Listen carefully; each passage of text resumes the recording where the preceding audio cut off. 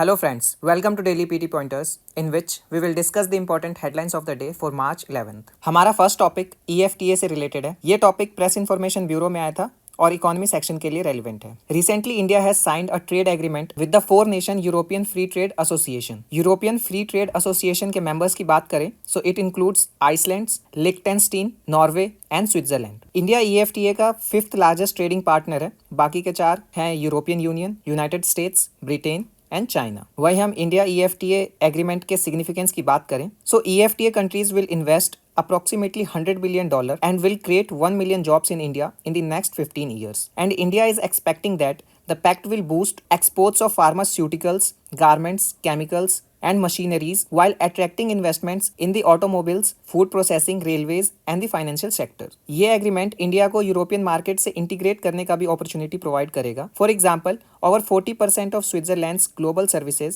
are exported to European Union, and Indian company can look to Switzerland as a base for extending its market reach to the European Union. हमारा next topic महतारी वंदना योजना से related है। ये topic press information bureau में आया था। Recently prime minister Narendra Modi launch दी महतारी वंदना योजना इन छत्तीसगढ़। वही हम इस स्कीम की बात करें so this scheme has been launched in Chhattisgarh to provide financial assistance of ₹1,000 per month to eligible married women of the state. यानी कि ये स्कीम सिर्फ छत्तीसगढ़ के लिए है, बाकी स्टेट्स के लिए नहीं है। और इस स्कीम में ₹1,000 मैरिड वुमेन्स को per month direct benefit transfer किया जाएगा। इस स्कीम में widows, divorced and deserted women को भी शामिल किया गया है। हमारा नेक्स्ट टॉपिक मॉरिशस से रिलेटेड है। ये टॉपिक ऑल इंडिया रेडियो में आया था और इंटरनेशनल रिलेशन के लिए रेलिवेंट है। Recently our president Droupadi Murmu is on a 3-day visit to Mauritius and during her visit she will attend the National Day celebration of Mauritius जो कि 12 मार्च को मनाया जाएगा as chief guest। वही हम इंडिया मॉरिशस रिलेशंस की बात करें so diplomatic relations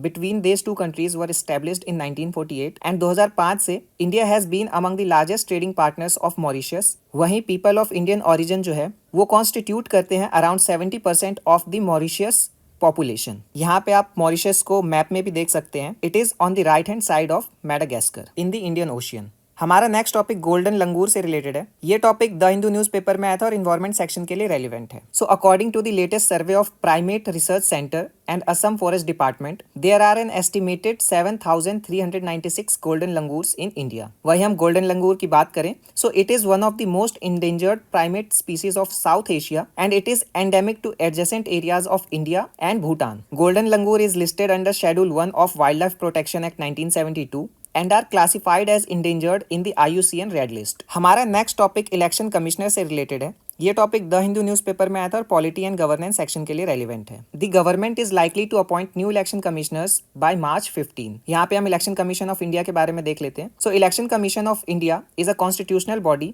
and it comprises 3 members who are appointed by the president। इस 3 मेंबर्स में 2 इलेक्शन कमिश्नर होते हैं एंड 1 चीफ इलेक्शन कमिश्नर होता है। And currently there are vacancy of 2 election commissioner जिसकी उम्मीद है कि government will fill this vacancies by March 15। Under article 324 election commission of India is vested with the power of conducting elections to the parliament, state legislature, office of president and the vice president of India. हमारा next topic advance medium combat aircraft से related है। ये topic Indian express में आया था और defence section के लिए रेलिवेंट है। Recently the cabinet committee on security has cleared ₹15,000 crore project to design and develop the advance medium combat aircraft. हम इस एयरक्राफ्ट के फीचर्स को देख लेते हैं। The 25-ton twin engine aircraft will have advance stealth features to avoid detection by enemy radar, and the advanced medium combat aircraft Mk1 variant will have the US-built GE414 engine of the 19 kilonewton class, while the more advanced AMCA Mk2 will fly on the more powerful 110 kilonewton engine. Other features are a diverterless supersonic inlet for controlling airflow into the engines and an air intake duct to shield the engines from radar emissions are likely to be part